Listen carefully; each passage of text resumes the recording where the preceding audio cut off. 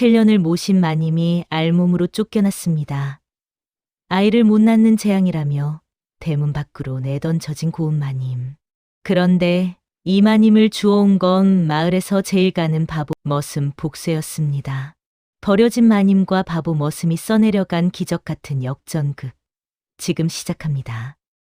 연희아담에 오신 여러분 환영합니다. 구독과 좋아요 눌러주세요. 이야기 시작하겠습니다. 옛날 옛적 경상도 어느 고을에 봄이 찾아왔습니다. 하지만 그 봄은 따스함 대신 재앙을 몰고 왔지요. 하늘은 석 달째 비 한 방울 내리지 않았고 논밭은 갈라진 잎처럼 쩍쩍 벌어져 있었습니다.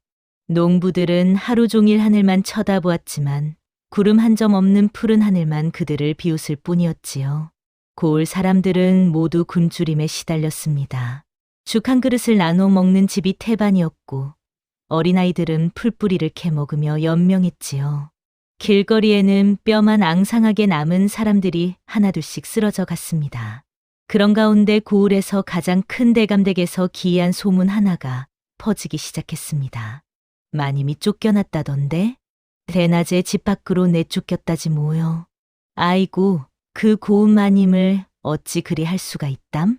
장터 곳곳에서 수군거림이 끊이지 않았습니다. 대감댁 마님이 갑자기 쫓겨났다는 소문은 가문만큼이나 빠르게 번져나갔지요. 사람들은 고개를 가웃거렸습니다. 고을에서 가장 부유한 집안의 마님이 쫓겨난 까닭이 무엇일까요? 그것도 이런 흉년의 말이지요. 하지만 아무도 그 이유를 정확히 알지 못했습니다. 다만 불길한 예감만이 고을 전체를 짓누르고 있었지요. 마치 더 큰 재앙이 곧 닥칠 것만 같았습니다. 마님이 쫓겨난 날은 유난히 해가 뜨거웠습니다. 대감댁 대문이 활짝 열리고 마님은 아무것도 들지 못한 채 밖으로 떠밀려 나왔지요. 평소 입던 고운 비단 옷도 머리에 꽂던 응비녀도 모두 벗겨진 상태였습니다. 나가거라. 다시는 이 집 문턱을 넘보지 마라. 대감의 고함 소리가 온 동네를 울렸습니다. 마님은 대문 앞에 무릎을 꿇고 애원했습니다. 대감마마, 제발 한 번만 더 기회를 주십시오. 제가 무엇을 잘못했는지 말씀해 주십시오. 하지만 대감은 코웃음만 쳤지요. 아이를 못 낳아 집안을 망친 주제에 무슨 면목으로 여기 있느냐? 7년을 기다렸건만 씨 하나 남기지 못했으니 너는 이 집안의 재앙이다. 주변에 모여든 사람들이 수군거렸습니다. 마님은 결혼한 지 7년이 넘도록 자식을 낳지 못했던 것이지요. 자식도 없는 여자가 무슨 마님이람. 집안을 끊긴다는데 당연히 쫓겨나야지. 사람들의 손가락질이 사방에서 쏟아졌습니다. 마님은 고개를 숙인 채 아무 말도 하지 못했습니다. 누명인지 사실인지조차 밝힐 수 없었지요. 그저 눈물만 뚝뚝 떨어질 뿐이었습니다. 대감은 마지막으로 차갑게 내뱉었습니다. 가진 것 하나 없이 떠나거라. 이 집에서 먹고 입은 것도 과분했느니라. 그렇게 마님은 맨몸으로 쫓겨났습니다. 몸에 걸친 무명옷 한 벌과 신발 한 켤레가 전부였지요. 마님은 비틀거리며 대문을 나섰습니다. 뒤돌아보니 자신이 7년간 살았던 집의 대문이 쾅 하고 닫혔습니다. 이제 그 어디에도 돌아갈 곳이 없었습니다. 대감댁에는 복세라는 머슴이 하나 있었습니다. 복세는 태어날 때부터 머리가 조금 모자란 아이였지요. 글을 배워도 자기 이름 석자도 쓰지 못했고 셈을 가르쳐도 10가지밖에 세지 못했습니다. 하지만 복세에게는 남다른 재주가 하나 있었습니다. 바로 힘이었지요. 복세의 힘은 보통 사람 셋이 합친 것보다 강했습니다. 소 한 마리가 끄는 수레를 혼자서도 끌 수 있었고 장정 둘이 들어야 하는 쌀가마를 한 손으로 번쩍 들어 올렸지요. 대감은 그런 복세를 뒷간과 마구간 일에 쓰고 있었습니다. 복세야, 마구간 청소해라. 복세야, 걸음 좀 쳐다 날라라. 복세는 무슨 일이든 시키는 대로 했습니다. 아무리 더럽고 힘든 일이라도 실은 내색 한번 하지 않았지요. 그저 환하게 웃으며 일을 했습니다. 다른 머슴들은 복세를 놀려댔습니다. 야, 바보야. 너는 평생 똥이나 치우며 살 거다. 하하, 저것 봐라. 웃기만 하네. 하지만 복쇠는 화를 내지 않았습니다. 오히려 같이 웃어주곤 했지요. 복쇠는 사람들이 자기를 놀리는 건지, 친하게 대하는 건지조차 구분하지 못했습니다. 복쇠의 마음은 그만큼 순수했습니다. 그는 매일 새벽부터 밤늦게까지 일했습니다. 마구간에서 자고 남은 밥으로 끼니를 때우며 살았지요. 그것이 복쇠가 아는 세상의 전부였습니다. 누구도 복쇠에게 친절하게 대하지 않았습니다. 하지만 복쇠는 그것조차 모르고 있었지요. 마님이 쫓겨난 지 사흘째 되는 날이었습니다. 그날 밤 하늘에서 처음으로 비가 내렸습니다. 석 달 만에 내리는 비였지요. 하지만 그 비는 단비가 아니라 차디찬 장대비였습니다. 복쇠는 새벽같이 눈을 떴습니다. 마구간 지붕으로 빗물이 새어 들어왔기 때문이지요. 복쇠는 양철통을 가지러 밖으로 나갔습니다. 그때였습니다. 마을 어귀 정자 아래에서 무언가 하얀 것이 보였습니다. 복쇠는 고개를 갸웃거리며 가까이 다가갔지요. 정자 아래 누군가 쓰러져 있었습니다. 복쇠는 급히 달려갔습니다. 가까이 가보니 여인이었지요. 온몸이 비에 젖어 파르르 떨고 있었습니다. 아줌마, 아줌마. 복쇠가 여인을 흔들었습니다. 하지만 여인은 눈을 뜨지 못했지요. 입술은 새파랗게 질려 있었고 숨소리도 가늘게 들릴 뿐이었습니다. 복쇠는 당황했습니다. 어떻게 해야 할지 몰랐지요. 그때 여인이 가까스로 눈을 떴습니다. 초점 없는 눈동자가 복쇠를 바라보았지요. 물. 여인은 갈라진 목소리로 간신히 말했습니다. 복쇠는 급히 주변을 둘러보았습니다. 다행히 정자 기둥 아래 빗물이 고여 있었지요. 복쇠는 두 손으로 물을 떠서 여인의 입에 가져다 댔습니다. 여인은 떨리는 손으로 복쇠의 손을 붙잡고 물을 마셨습니다. 하지만 몇 모금 마시지도 못하고 다시 기운을 잃었지요. 복쇠는 여인의 얼굴을 자세히 보았습니다. 비에 젖어 흐트러진 머리카락, 진흙투성이가 된 옷, 피가 배어나온 맨발, 그리고 그 얼굴을 보는 순간 복쇠는 깜짝 놀랐습니다. 마님? 대감댁에서 쫓겨난 마님이었습니다. 복쇠는 마님의 얼굴을 알아보았지요. 예전에 마님이 마당을 지나갈 때마다 복쇠는 멀리서 인사를 드렸었습니다. 마님은 복쇠에게 단 한 번도 말을 건넨 적이 없었습니다. 하지만 가끔 고개를 끄덕여 주곤 했지요. 복쇠는 그것만으로도 기뻤습니다. 그런 마님이 지금 이렇게 쓰러져 있었습니다. 복쇠의 가슴이 철렁 내려앉았습니다. 이대로 두면 마님이 죽을 것 같았지요. 큰일 났다. 큰일 났어. 복쇠는 두 손으로 머리를 감싸 쥐었습니다. 어떻게 해야 할지 몰라 발만 동동 굴렀지요.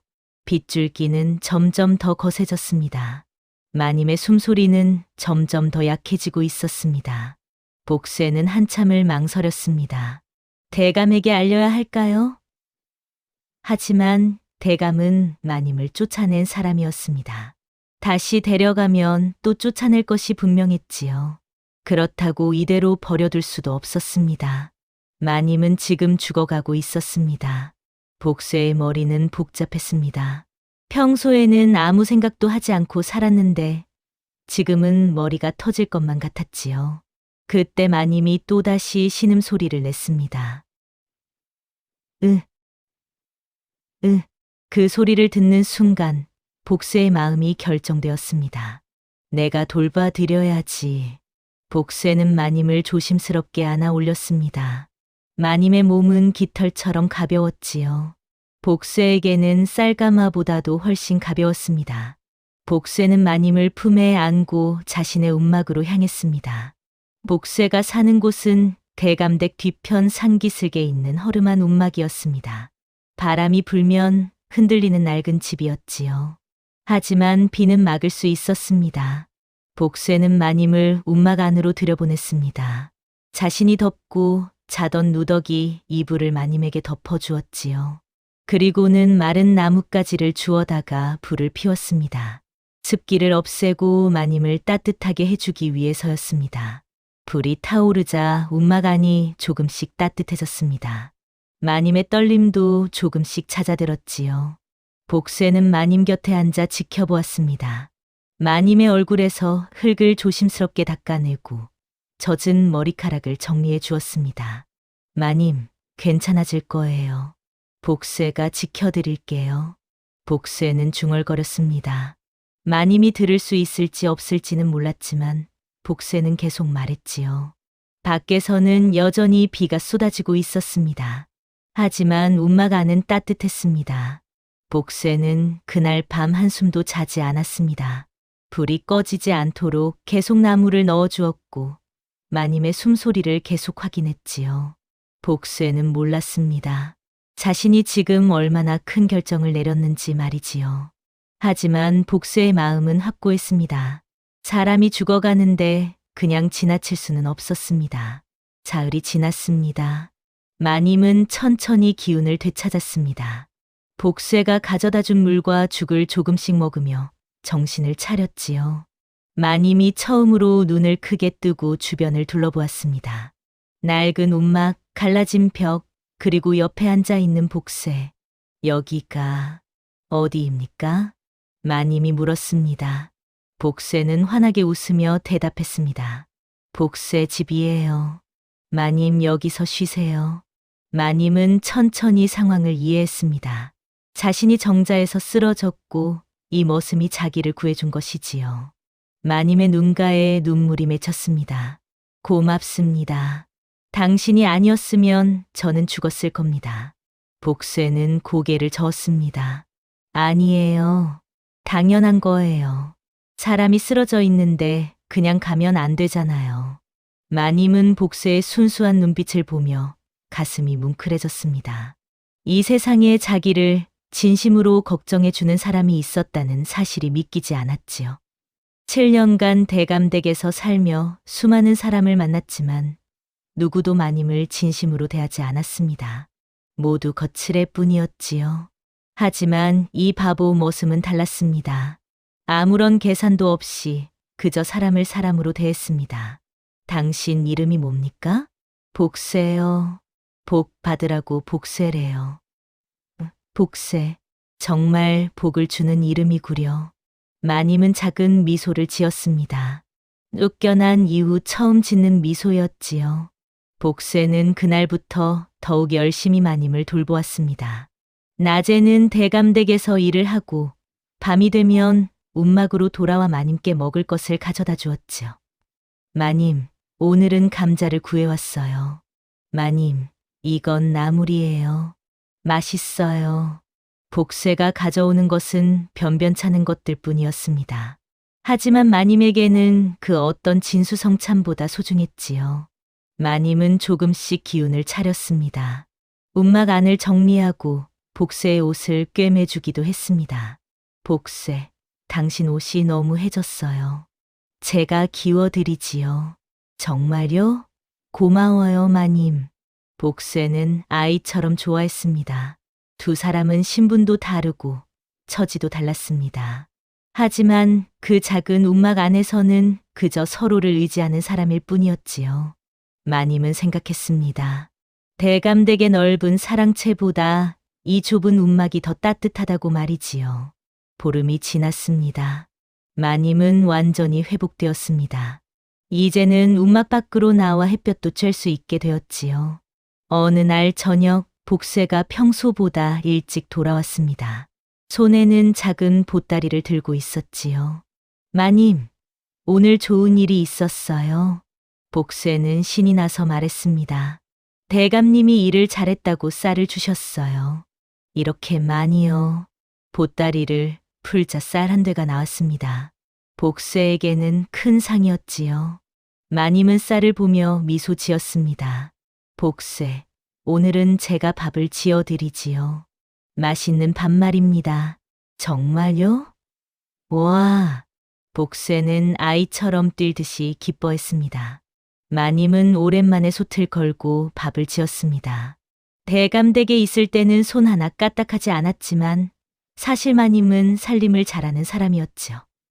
밥이 익는 냄새가 움막 안을 가득 채웠습니다. 복쇠는 연신 침을 꿀꺽 삼켰지요. 자, 다 됐어요. 드세요. 마님이 밥을 푸자 복쇠는 눈을 동그랗게 떴습니다. 우와, 이렇게 맛있어 보이는 밥은 처음이에요. 두 사람은 마주 앉아 밥을 먹었습니다. 반찬이라곤 나물 한 가지뿐이었지만 둘 다 행복했지요. 복쇠는 밥을 한술 떠서 입에 넣고는 감탄했습니다. 마님, 이거 정말 맛있어요. 제가 태어나서 먹어본 밥 중에 제일 맛있어요. 마님은 웃으며 말했습니다. 복쇠가 힘들게 일해서 얻은 쌀이라 더 맛있는 겁니다. 그런가요? 헤헤. 복쇠는 행복하게 웃었습니다. 밥을 다 먹고 나자 복쇠가 조심스럽게 물었습니다. 마님, 한 가지 물어봐도 돼요? 그러세요. 마님은 왜 쫓겨나신 거예요? 마님은 나쁜 사람이 아닌데. 복쇠의 순진한 질문에 마님은 잠시 말을 잃었습니다. 마님은 천천히 입을 열었습니다.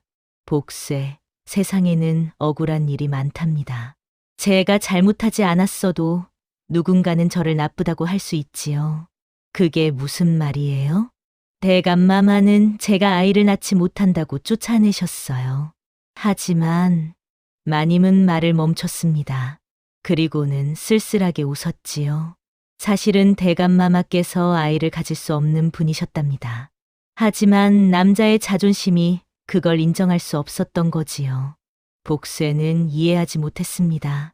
하지만 마님이 억울하게 쫓겨났다는 것만은 알 수 있었지요. 그건 너무 나빠요. 마님이 불쌍해요. 복쇠의 순수한 위로에 마님의 눈가가 부러졌습니다.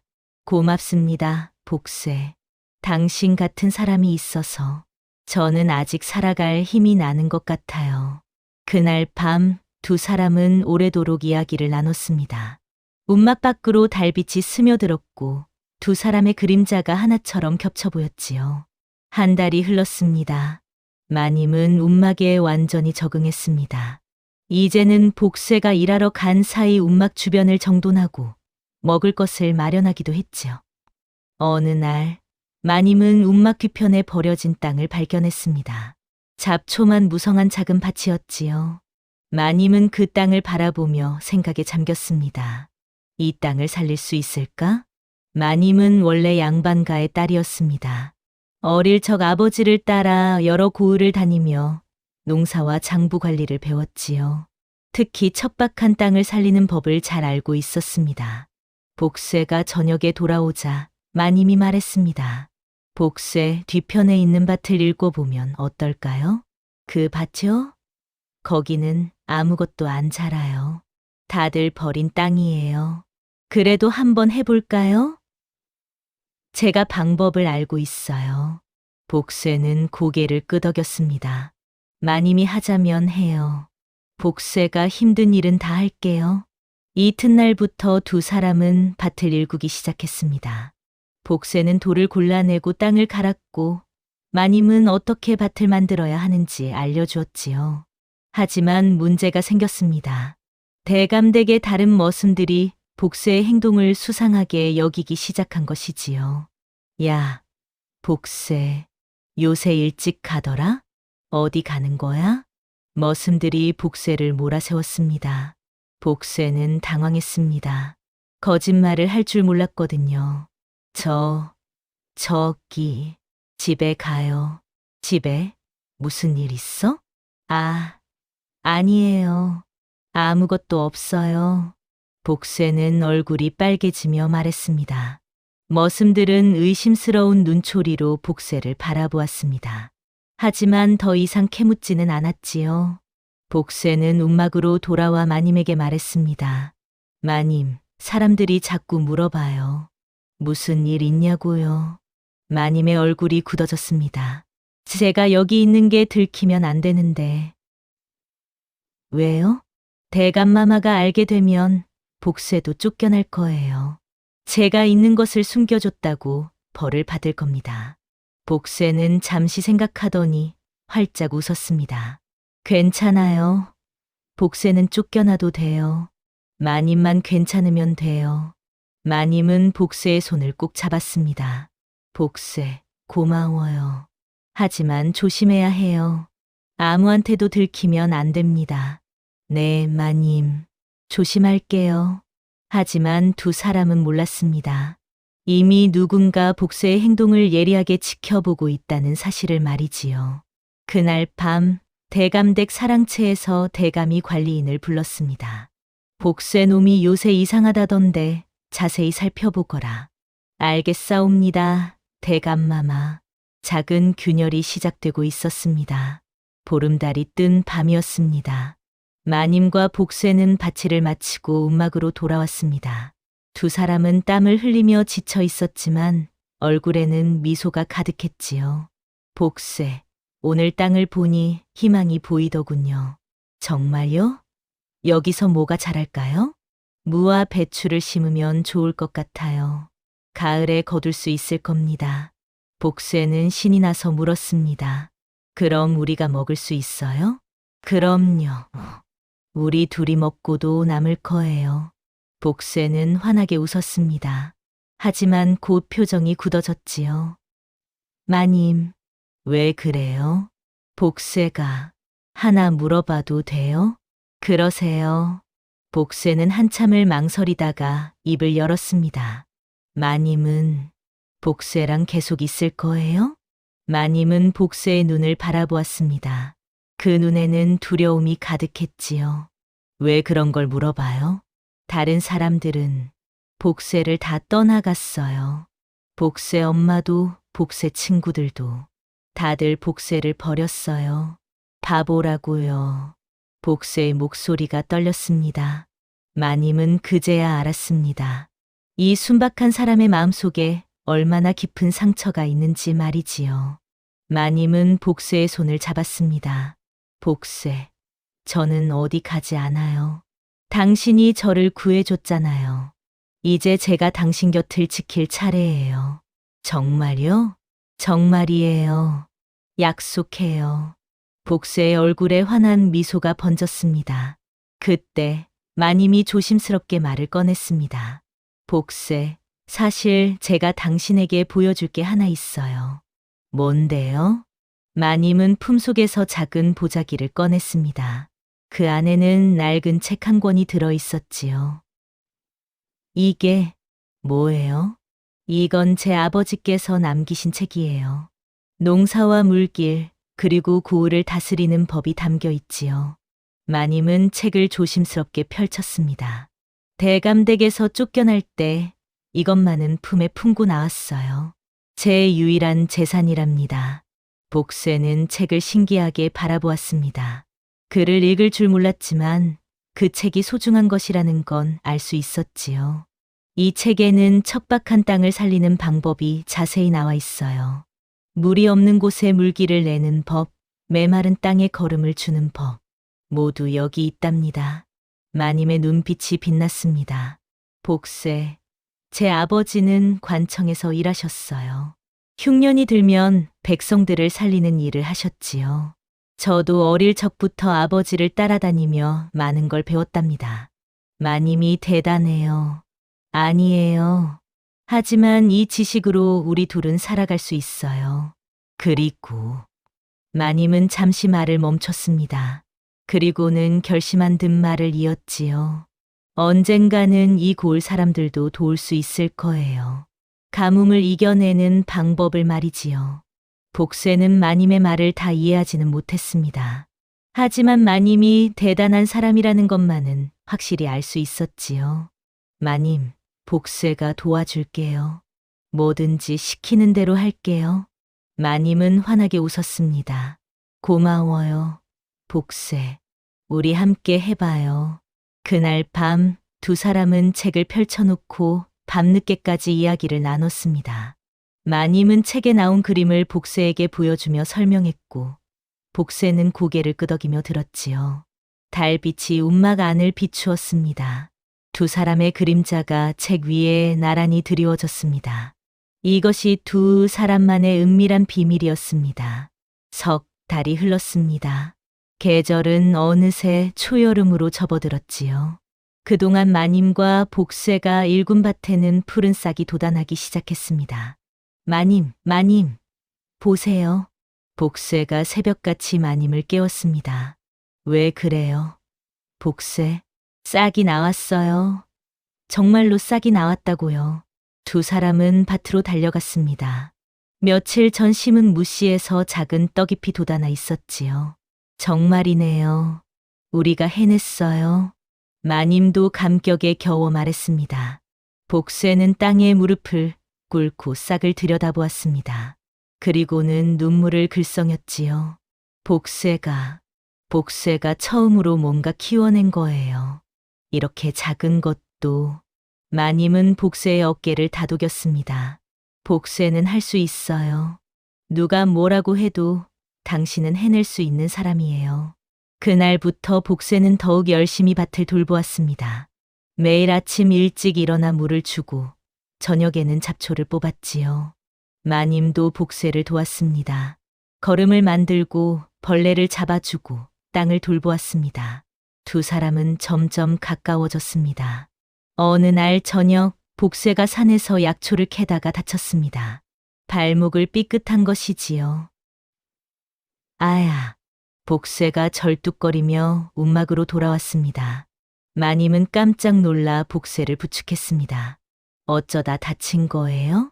괜찮아요. 조금만 쉬면 나을 거예요. 가만히 계세요. 제가 봐드릴게요. 마님은 복쇠의 신을 벗기고 발목을 살폈습니다. 조금 부어 있었지요. 마님은 찬물에 적신 천으로 발목을 감싸주었습니다. 그리고는 자기 치맛자락을 찢어 붕대를 만들어 묶어주었지요. 마님, 옷이 찢어졌어요. 괜찮아요. 옷은 다시 기우면 되지만 당신이 다치면 안 돼요. 복쇠는 마님의 손길을 느끼며 가슴이 뛰었습니다. 태어나서 이렇게 누군가의 보살핌을 받아본 적이 없었거든요. 마님, 고마워요. 제가 고마워요, 복쇠. 당신이 없었으면 저는 진작에 죽었을 거예요. 두 사람은 한참 동안 말없이 앉아 있었습니다. 그날 밤, 마님은 복쇠 곁에서 밤을 지새웠습니다. 복쇠의 발목이 덧나지 않도록 계속 냉찜질을 해주었지요. 복쇠는 잠결에 중얼거렸습니다. 마님, 복쇠는 마님이 좋아요. 마님은 복쇠의 얼굴을 바라보았습니다. 순박하고 착한 얼굴이었지요. 마님도 모르게 손이 움직였습니다. 복쇠의 머리를 쓰다듬어 주었지요. 저도 당신이 좋아요, 복쇠. 그 순간 마님은 깨달았습니다. 자기가 이 사람을 단순히 은인으로만 생각하는 게 아니라는 것을 말이지요. 대감댁에서 7년을 살며 한 번도 느껴보지 못한 감정이었습니다. 진심으로 누군가를 아끼고 걱정하고 함께 있고 싶은 마음. 마님의 가슴이 따뜻해졌습니다. 밖에서는 여름밤의 풀벌레 소리가 요란했습니다. 달빛은 움막 안을 환하게 비추었고 두 사람은 그렇게 서로를 의지하며 밤을 보냈죠. 이것이 두 사람이 함께한 시간 중 가장 평화롭고 행복한 순간이었습니다. 하지만 그들은 몰랐습니다. 이 평화가 얼마나 짧게 끝날지 말이지요. 폭풍 전야의 고요함이었습니다. 며칠 후 대감댁에 큰 손님이 찾아왔습니다. 고을의 원님이 대감댁을 방문한 것이지요. 원님은 대감과 오랜 친분이 있는 사람이었습니다. 대감, 요새 고을이 많이 어렵소. 가뭄이 석 달째인데 물길이 끊겨 백성들이 고통받고 있소이다. 원님, 제가 무엇을 도와드릴까요? 대감댁에 혹시 물길이나 농사에 밝은 사람이 없소? 누구라도 좋으니 조언을 구하고 싶소. 대감은 잠시 생각하다가 고개를 저었습니다. 제 집안에는 그런 사람이 없소이다. 예전에 마님이... 그 사람은 이제 없소. 대감은 쫓아낸 마님을 떠올리며 씁쓸하게 웃었습니다. 그날 저녁 복쇠는 대감댁 마당에서 원님과 대감의 대화를 우연히 듣게 되었습니다. 복쇠는 가슴이 두근거렸습니다. 마님이라면 원님을 도와줄 수 있을 것 같았거든요. 복쇠는 움막으로 돌아가 마님에게 말했습니다. 마님, 원님이 물길 아는 사람을 찾는데요. 원님이요? 네, 고을 사람들이 가뭄 때문에 힘들어한대요. 마님이면 도와줄 수 있지 않을까요? 마님은 고개를 저었습니다. 복쇠, 제가 나서면 안 돼요. 제가 대감댁에서 쫓겨난 사람이라는 게 알려지면 당신도 위험해져요. 하지만 사람들이 죽어가고 있어요. 마님이 아는 걸로 살릴 수 있는데 복쇠의 간절한 눈빛에 마님은 말문이 막혔습니다. 마님은 밤새도록 고민했습니다. 사람들을 도와야 할까요?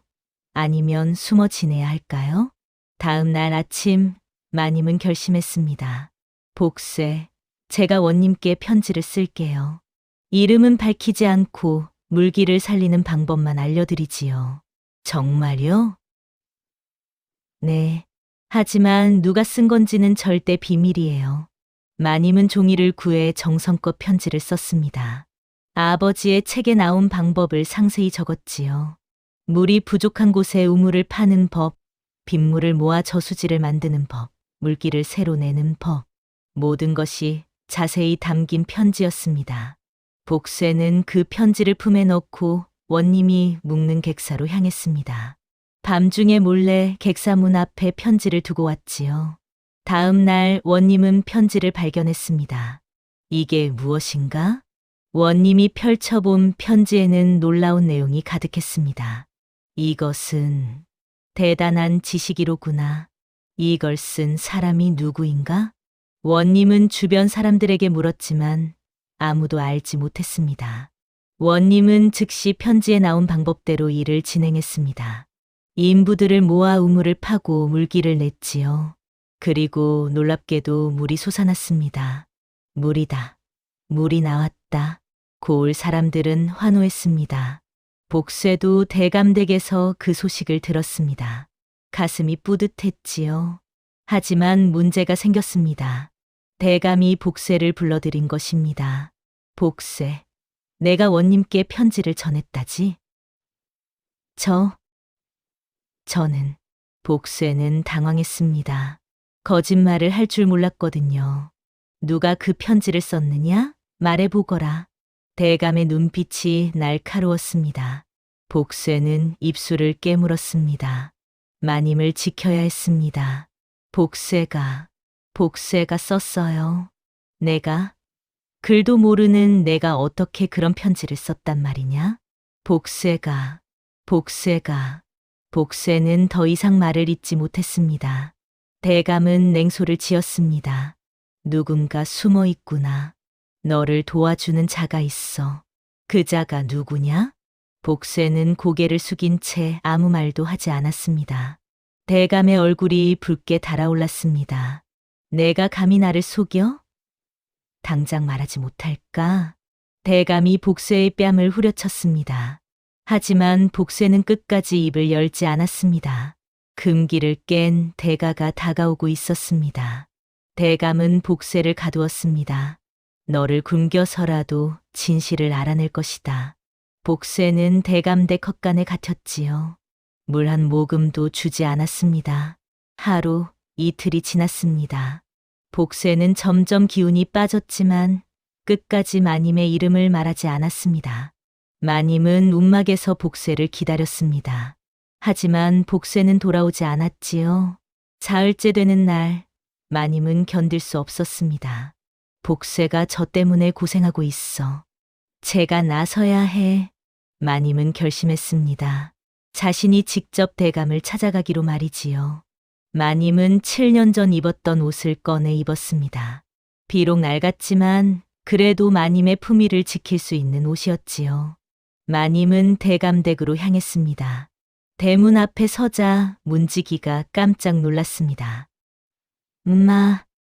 마님? 대감마마를 뵙고 싶소. 전해주시오. 문지기는 황급히 안으로 들어가 대감에게 알렸습니다. 대감은 처음에는 믿을 수 없다는 듯 웃었습니다. 전연이 감히 다시 돌아왔단 말이냐? 들여보내라. 마님은 사랑채로 들어갔습니다. 대감은 마님을 보며 비웃었습니다. 오랜만이로구나. 쫓겨난 주제에 어떻게 다시 이 집에 발을 들였느냐? 대감마마, 복세를 풀어주십시오. 복세?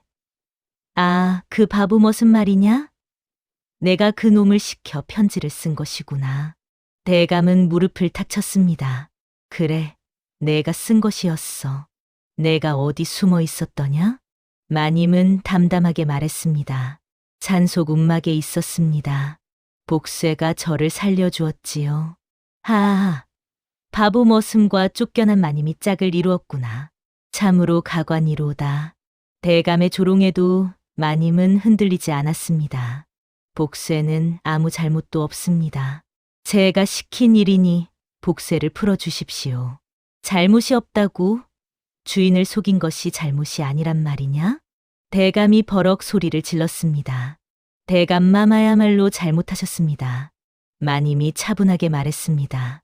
저는 아이를 못 낳는 사람이 아니었습니다. 대감마마께서 아이를 가질 수 없는 분이셨지요.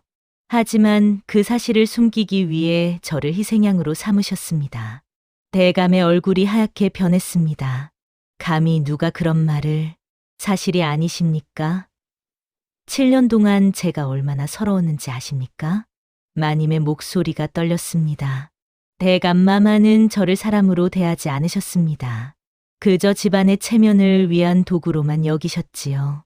하지만 복세는 달랐습니다. 저를 진심으로 대해 주었습니다. 대감은 분노로 온몸을 떨었습니다. 내가 감히. 대감이 책상을 내리쳤습니다. 당장 나가거라. 그리고 복세도 함께 쫓아내겠다. 마님은 고개를 끄덕였습니다. 그것이 저희가 바라는 바입니다. 복세와 함께 떠나겠습니다. 대감은 관리인을 불렀습니다. 복세를 끌어내라. 그리고 전영과 함께 당장 이 땅에서 쫓아내거라. 알겠사옵니다. 복세는 헛간에서 끌려 나왔습니다.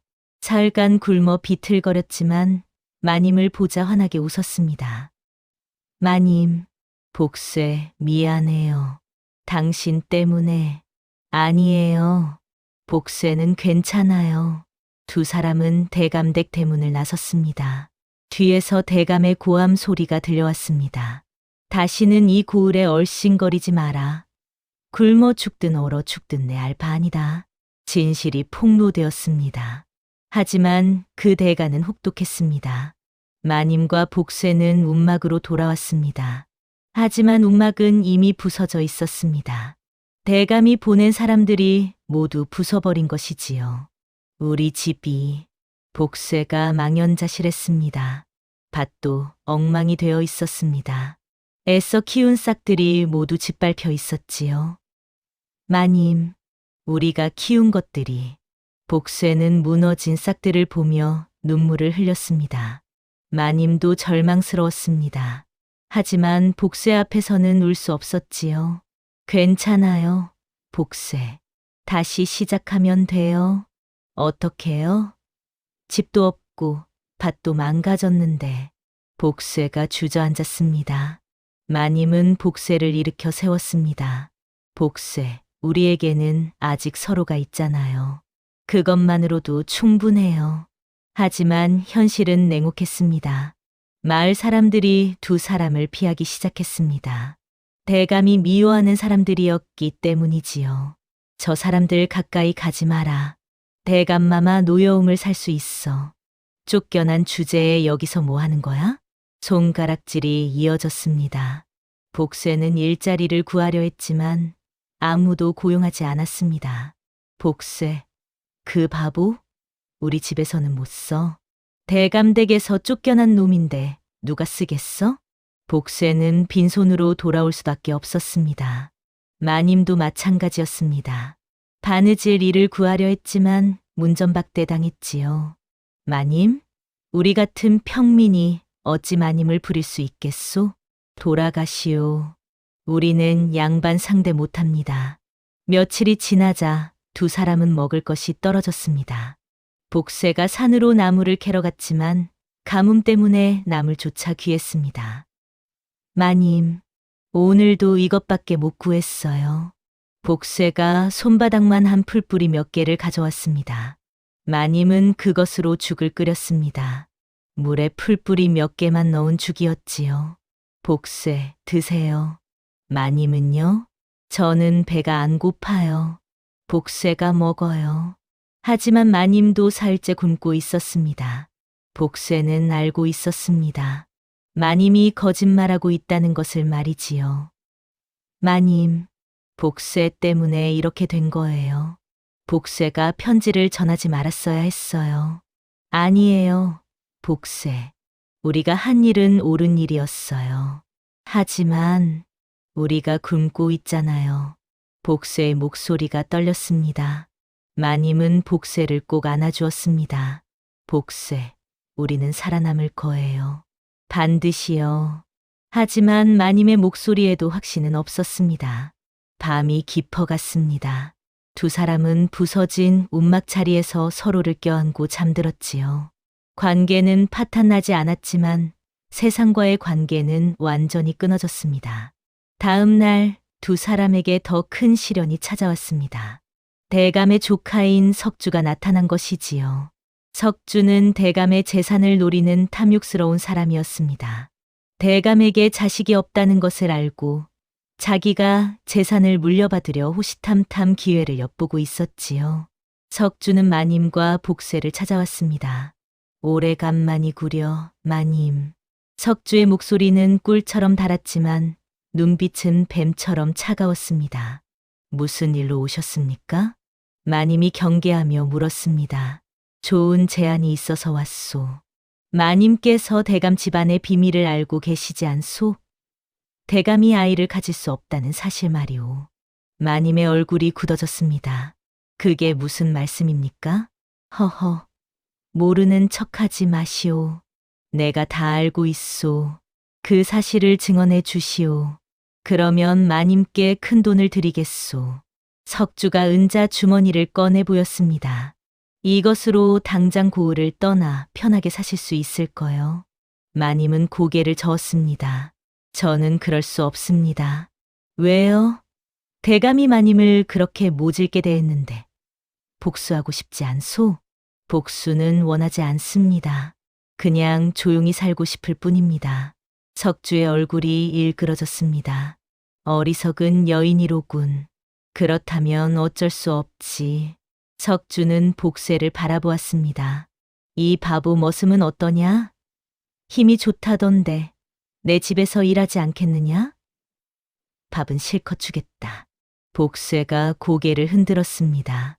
싫어요. 복세는 마님이랑 있을 거예요. 바보답게 생각도 없구나. 석주는 비웃으며 돌아섰습니다. 후회할 것이오. 곧 알게 될 거요. 석주가 떠난 후 마님은 불안했습니다. 복세, 저 사람은 위험해요. 조심해야 해요. 왜요? 저 사람은 대감의 재산을 노리고 있어요. 우리를 이용하려 할 거예요. 마님의 예감은 틀리지 않았습니다. 며칠 후 고을에 이상한 소문이 퍼지기 시작했습니다. 대감댁 마님이 다른 남자와 바람을 피웠다던데 그 바보 머슴과 정을 통했다지? 그래서 쫓겨난 거라더라. 소문은 눈덩이처럼 커졌습니다. 마님과 복세는 길을 걸을 때마다 손가락질을 당했습니다. 저것들 봐라. 염치도 없이. 정말 더럽구나. 복세는 주먹을 불끈 쥐었지만 마님이 말렸습니다. 복세, 참아요. 저들과 싸우면 안 돼요. 하지만 마님이 억울하잖아요. 괜찮아요. 진실은 언젠가 밝혀질 거예요. 하지만 마님의 마음도 무너지고 있었습니다. 석주의 악의는 이제 막 시작이었습니다. 더 큰 음모가 두 사람을 기다리고 있었지요. 석주의 계략은 멈추지 않았습니다. 다음 날 대감댁에 도둑이 들었다는 소문이 퍼졌습니다. 대감댁 창고에서 곡식이 사라졌다더라.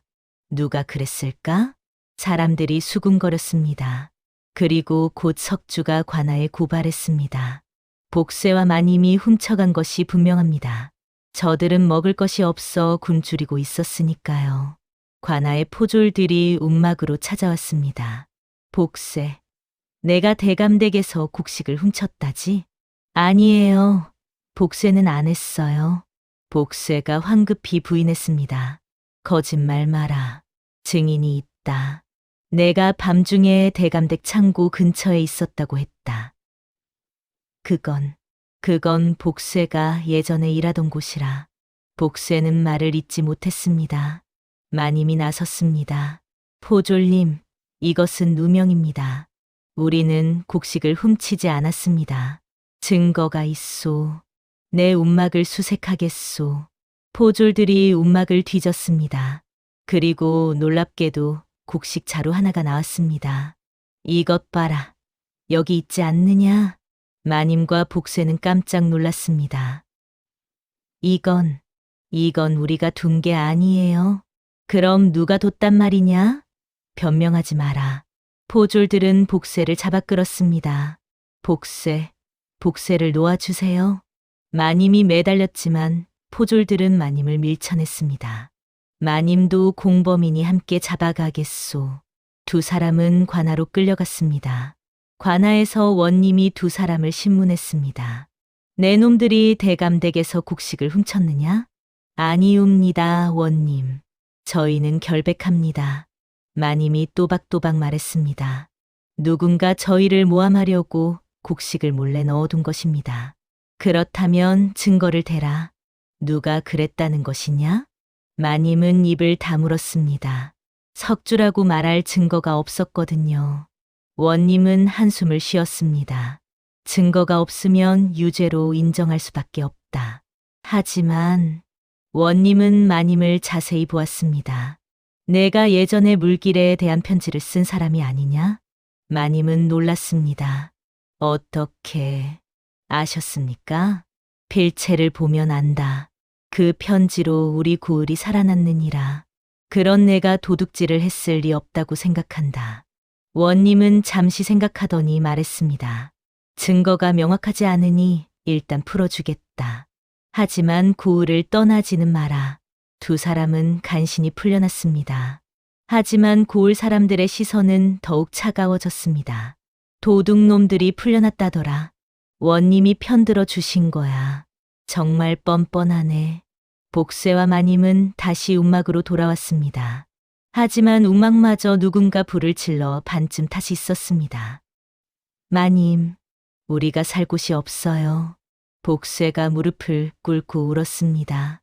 마님도 더 이상 견딜 수 없었습니다. 눈물이 주르륵 흘러내렸지요.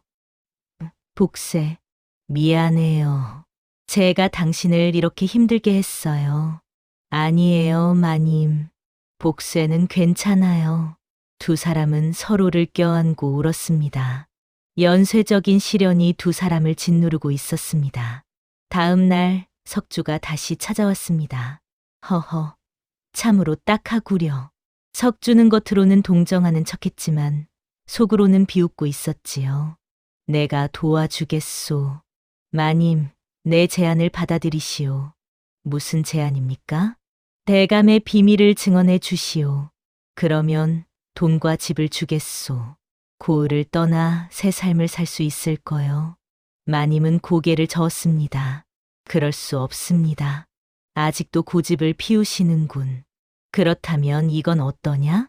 석주가 복세를 가리켰습니다. 이 바보 머슴만이라도 내 집에서 일하게 하시오. 밥과 잠자리를 주겠소. 복세가 고개를 저었습니다. 싫어요. 복세는 마님이랑 있을 거예요. 석주는 혀를 찼습니다. 어리석은 것들. 곧 굶어 죽을 텐데. 그때 마님이 조심스럽게 물었습니다. 만약 제가 증언을 한다면 복세와 함께 고을을 떠날 수 있게 해주시겠습니까? 석주의 눈이 반짝였습니다. 물론이지. 내가 약속하겠소. 마님은 잠시 고민했습니다. 복세를 살리려면 어쩔 수 없었지요. 알겠습니다. 증언하겠습니다. 복세가 깜짝 놀라 외쳤습니다. 마님, 안 돼요. 복세, 괜찮아요. 우리가 살아야 해요. 석주는 만족스럽게 웃었습니다. 잘 생각하셨소. 내일 관아에 가서 증언하시오. 그러면 돈을 드리겠소. 석주가 떠난 후 복세가 울먹였습니다. 마님, 저 사람 믿으면 안 돼요. 나쁜 사람이에요. 알아요, 복세. 하지만 지금은 방법이 없어요. 마님도 알고 있었습니다. 석주가 약속을 지킬 리 없다는 것을 말이지요. 하지만 당장 굶어 죽을 판이었습니다. 거짓 희망이라도 붙잡아야 했지요. 그날 밤 마님은 잠을 이루지 못했습니다. 내가 옳은 선택을 한 걸까? 마님은 하늘의 별을 보며 중얼거렸습니다. 별은 아무 대답도 해주지 않았습니다.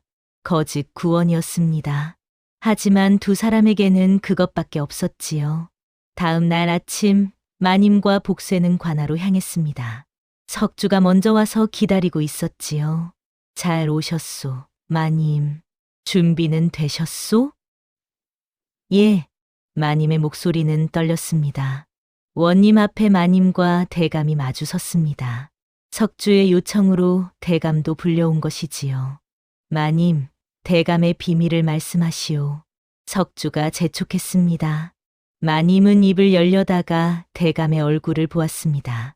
7년을 함께 산 사람이었지요. 비록 냉정하게 대했지만 그래도 한때는 부부였습니다. 저는 마님이 망설였습니다. 석주가 눈빛으로 압박했습니다. 빨리 말하시오. 그때 대감이 먼저 입을 열었습니다. 그만두시오, 마님. 대감의 목소리는 지쳐 있었습니다. 제가 말하겠소. 제가 아이를 가질 수 없는 사람입니다. 마님은 아무 잘못이 없소. 관아, 아니 술렁였습니다. 석주는 기뻐하며 말했습니다. 들으셨습니까, 원님? 대감께서 직접 인정하셨습니다. 그렇다면 대감의 재산은? 잠깐, 원님이 손을 들어 석주를 막았습니다. 대감, 왜 이제야 사실을 말씀하시는 것이오? 부끄러웠습니다. 남자로서의 자존심이. 하지만 이제는 말해야겠다고 생각했소. 대감은 마님을 바라보았습니다. 마님, 미안하오. 내가 잘못했소. 당신을 그렇게 모질게 대한 것을 용서하시오. 마님의 눈에 눈물이 맺혔습니다. 그때 석주가 다급하게 외쳤습니다. 대감, 그렇다면 양자를 들이셔야 하지 않겠습니까? 제가 대감의 조카이니 제가 조용히 하시오. 원님이 호통을 쳤습니다. 석주, 내가 이 모든 일을 꾸민 것이 아니냐? 무슨 말씀이십니까? 내가 마님과 복세를 모함하고 대감의 비밀을 밝혀내려 한 것이 다 재산 때문이 아니냐? 원님의 날카로운 지적에 석주는 당황했습니다. 아, 아닙니다. 포졸들, 석주를 조사하라. 대감댁 곡식 도둑도 이자가 꾸민 일일 것이다. 포졸들이 석주를 붙잡았습니다.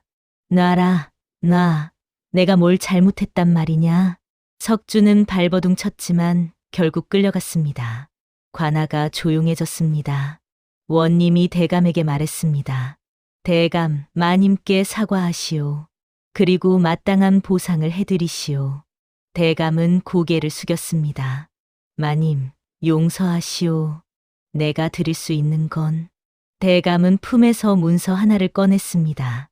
이것은 고을 북쪽의 땅 문서요. 작은 땅이지만 물이 흐르는 좋은 곳이오. 마님께 드리겠소. 마님은 놀랐습니다. 저에게. 왜? 당신이 쓴 편지로 고을이 살아났소. 원님께서 말씀하시더군. 당신이 은인이라고. 이것은 당연히 드려야 할 것이오. 마님은 땅 문서를 받았습니다. 고맙습니다, 대감마마. 대감은 쓸쓸하게 웃었습니다. 나는 평생 체면만 차렸소. 하지만 당신은 진짜 사람을 살리는 일을 했소. 대감은 복세를 바라보았습니다. 복세, 이 바보 같은 놈아. 예, 대감마마. 복쇠는 움츠러들었습니다. 너는 참 순수하구나. 세상이 너를 바보라고 하지만 내가 제일 사람다운 놈이었어. 대감의 눈가에 눈물이 맺혔습니다. 마님을 잘 모시거라. 알겠느냐? 예. 복쇠가 마님을 잘 모실게요. 복쇠는 환하게 웃었습니다. 원님이 말했습니다. 마님, 이제 새로운 시작을 하시오. 고을을 위해 힘써 주시기 바라오. 마님은 깊이 절했습니다. 최선을 다하겠습니다, 원님. 마님과 복쇠는 관할을 나섰습니다. 절체절명의 위기를 넘긴 것이었습니다. 하지만 이제 새로운 시작이 기다리고 있었지요. 두 사람은 손을 맞잡고 북쪽 땅을 향해 걸어갔습니다. 햇살이 두 사람을 따뜻하게 비추었습니다. 마님과 복쇠는 대감이 준 땅으로 갔습니다. 땅은 작았지만 옆으로 맑은 시냇물이 흘렀습니다. 마님이 본 순간 눈이 반짝였지요. 복쇠, 여기 좋아요. 여기서 새로 시작할 수 있어요. 정말요? 와, 복쇠는 시냇물에 손을 담그며 좋아했습니다.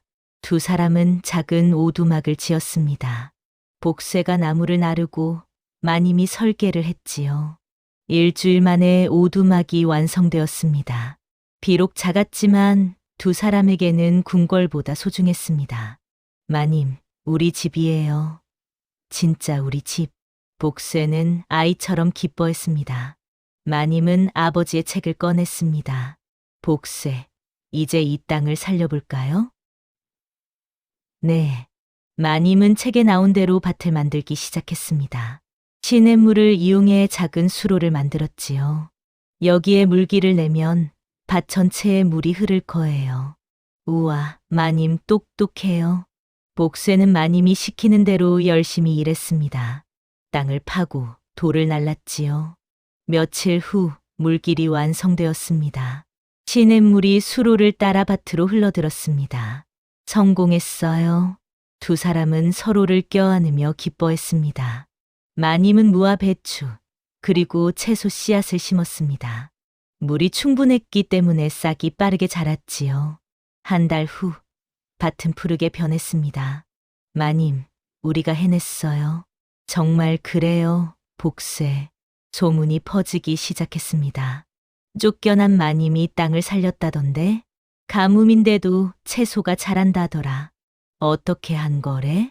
고을 사람들이 하나둘씩 찾아왔습니다. 마님, 저희 밭도 좀 도와주실 수 있겠습니까? 물이 없어서 농사를 못 짓고 있습니다. 마님은 흔쾌히 도와주었습니다. 여기에 이렇게 수로를 파면 됩니다. 작은 시냇물만 있어도 밭 전체에 물을 댈 수 있어요. 사람들은 마님의 가르침대로 물길을 만들었습니다. 그리고 정말로 밭이 살아났지요. 마님 덕분입니다. 고맙습니다.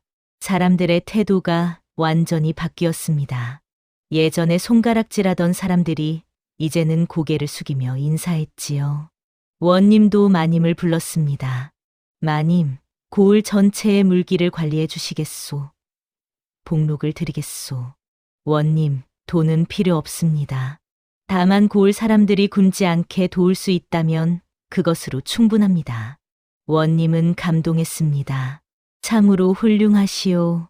마님은 고을 곳곳을 다니며 물길을 만들어 주었습니다. 복쇠는 늘 마님을 따라다니며 힘든 일을 도맡았지요. 가을이 왔습니다.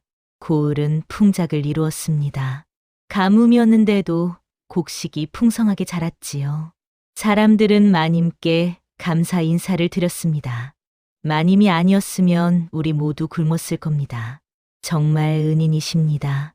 마님과 복쇠의 밭도 풍성했습니다. 무와 배추, 그리고 여러 채소가 가득했지요. 복쇠, 우리가 이만큼 거둬들였어요. 우와, 이게 다 우리 거예요? 그럼요. 우리가 함께 일군 거예요. 복쇠는 눈물을 흘렸습니다. 기쁨의 눈물이었지요. 마님은 복쇠의 등을 다독였습니다. 복쇠, 고마워요. 당신이 없었으면 저는 여기까지 오지 못했을 거예요. 아니에요, 마님. 복수야말로 마님 덕분에 살았어요. 두 사람은 서로를 바라보며 웃었습니다. 모든 복선이 회수되었습니다. 마님의 지식, 복수의 순수함, 그리고 두 사람의 믿음. 그것이 기적을 만들어낸 것이었습니다. 석주는 감옥에 갇혀 있었습니다. 조사 결과 석주가 대감댁 곡식을 훔쳐 복세에게 누명을 씌운 것이 밝혀졌지요. 또한 마님과 복세를 헐뜯는 소문을 퍼뜨린 것도 석주였습니다. 원님은 석주를 엄히 벌했습니다. 내 죄를 낱낱이 밝혀졌다. 무고죄, 절도죄, 그리고 모함죄로 7년형을 선고한다.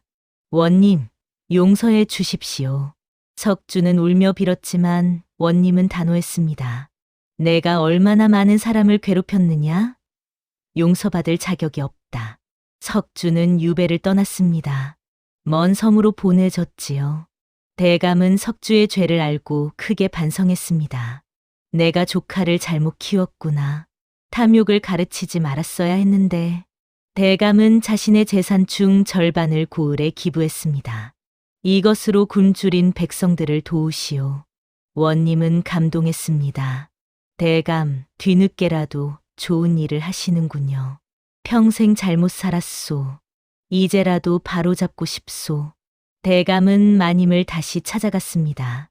마님, 다시 한번 용서를 구하러 왔소. 마님은 대감을 맞이했습니다. 대감마마, 이미 용서했습니다. 고개를 드십시오. 고맙소. 그리고 축하하오. 대감은 마님과 복세를 번갈아 보았습니다. 두 분이 혼인하신다는 소식 들었소. 진심으로 축하하오. 마님은 얼굴이 붉어졌습니다. 고맙습니다, 대감마마. 대감은 혼수품을 가져왔습니다. 비단과 그릇, 그리고 여러 생활 도구들이었지요. 변변치 않지만 받아주시오. 너무 큰 것을 주십니다. 아니요. 이것도 모자랄 정도요. 마님께 진 빚을 갚는다고 생각하시오. 대감은 깊이 절하고 돌아갔습니다. 복세가 물었습니다. 마님, 대감님이 착해진 것 같아요. 사람은 변할 수 있어요. 복세, 잘못을 깨닫고 고치면 되는 거예요. 며칠 후 고을 사람들이 모여 큰 잔치를 열었습니다. 마님과 복세의 혼인을 축하합니다. 은인들께 감사드립니다. 마님과 복세는 간소하게 혼례를 올렸습니다. 화려한 예식은 아니었지만 진심이 담긴 혼례였지요. 복세는 마님의 손을 꼭 잡았습니다. 마님, 아니 이제 부인이에요. 복세가 평생 부인을 지킬게요. 저도 당신을 평생 아끼겠어요, 복세. 사람들은 박수를 쳤습니다. 고을 어르신이 말했습니다. 참으로 아름다운 혼인이로다. 신분을 넘어선 진정한 사랑이로구나. 마님의 지혜와 복세의 순수함이 합쳐져 고을을 살렸습니다. 이것이 바로 권선징악이지요. 악은 응징받았고 선은 보상받았습니다. 석주는 유배지에서 고된 노역을 하며 자신의 죄를 뉘우쳤습니다. 대감은 재산을 나눠 선행을 베풀었지요. 그리고 마님과 복세는 혼인하여 새로운 삶을 시작했습니다. 하늘은 모든 것을 보고 있었습니다. 혼인 후 1년이 흘렀습니다. 마님과 복세의 밭은 고을에서 가장 풍성했습니다. 두 사람은 부지런히 일했고 수확한 것을 이웃과 나눴지요. 복세, 이 무는 옆집 할머니께 드려요. 네, 복세가 갖다 드릴게요. 복세는 여전히 순박했지만 이제는 혼자서도 많은 일을 할 수 있게 되었습니다. 마님이 가르쳐준 농사법을 다른 사람들에게 알려주기도 했지요. 여기에 이렇게 물기를 파면 돼요. 마님이 가르쳐 주셨어요. 복세, 고맙네. 복세는 이제 더 이상 바보 취급을 받지 않았습니다. 사람들은 복세를 존중했지요. 어느 날 마님이 복세에게 말했습니다. 복세, 제가 당신께 드릴 소식이 있어요. 무슨 소식이에요? 마님은 수줍게 웃으며 자기 배를 만졌습니다. 우리에게 아이가 생겼어요. 복세의 눈이 동그래졌습니다. 정말요? 정말요, 마님? 그럼요. 봄이 되면 태어날 거예요. 복쇠는 마님을 조심스럽게 안아주었습니다. 눈물이 주르륵 흘러내렸지요. 복쇠가 아빠가 되는 거예요? 그럼요. 당신은 훌륭한 아버지가 될 거예요. 복쇠는 하늘을 보며 외쳤습니다. 하늘님, 복쇠가 아빠가 된대요. 감사합니다. 그 모습을 본 사람들이 미소 지었습니다. 복쇠 부부에게 복이 오는구나. 당연하지. 착한 사람들인데. 마님은 고을 사람들을 계속 도왔습니다.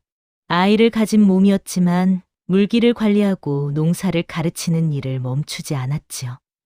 원님이 걱정하며 말했습니다. 마님, 몸조리를 하셔야 하지 않겠소? 괜찮습니다, 원님. 사람들을 돕는 것이 저의 기쁨입니다. 원님은 고개를 끄덕였습니다. 참으로 훌륭하시오. 봄이 왔습니다. 마님은 건강한 사내 아이를 낳았습니다.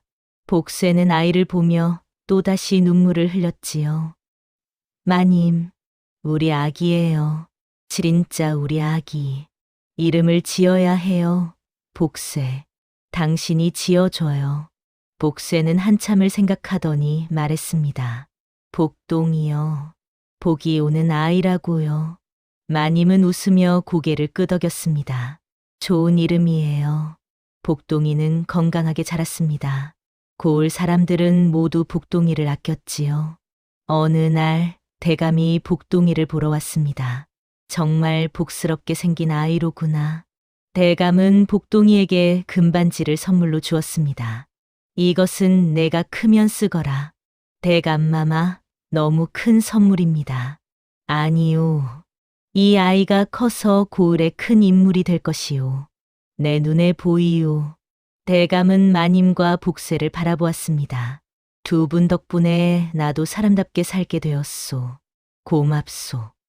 마님과 복쇠는 깊이 절했습니다. 저녁이 되었습니다. 마님과 복쇠, 그리고 복동이는 오두막 앞에 앉아 노을을 바라보았습니다. 복쇠, 행복해요? 네. 복쇠는 세상에서 제일 행복해요. 마님은 복쇠의 어깨에 기댔습니다. 저도 그래요. 두 사람은 서로 다른 세상에서 왔지만 이제는 하나가 되었습니다. 신분의 벽을 넘어 진심으로 서로를 아꼈지요. 옛말에 이런 말이 있습니다. 사람의 진정한 가치는 신분이나 재물이 아니라 그 마음에 있다고 말이지요. 복쇠는 세상이 바보라고 불렀지만 가장 순수한 마음을 가진 사람이었습니다. 마님은 쫓겨난 여인이었지만 고을을 살린 은인이었지요. 두 사람이 만나 서로를 살렸고 그 힘으로 많은 사람을 살렸습니다. 이것이 바로 참된 사랑이요. 참된 삶이었습니다. 고을에는 평화가 찾아왔습니다. 물이 흐르고 곡식이 자라고 사람들이 웃었지요. 마님과 복쇠의 이야기는 대대손손 전해졌습니다. 사람을 사람답게 대하는 것, 그것이 얼마나 소중한지를 일깨워 주는 이야기로 말이지요. 달빛이 오두막을 비추었습니다. 세 식구는 행복하게 잠들었지요. 새로운 균형이 찾아왔습니다. 그것은 사랑과 존중, 그리고 진심으로 이루어진 균형이었습니다. 다음 영상을 빠르게 만나보시려면 좋아요와 구독을 눌러주세요. 그럼 더 재미있는 영상으로 찾아뵙겠습니다. 모두 행복한 하루 보내세요.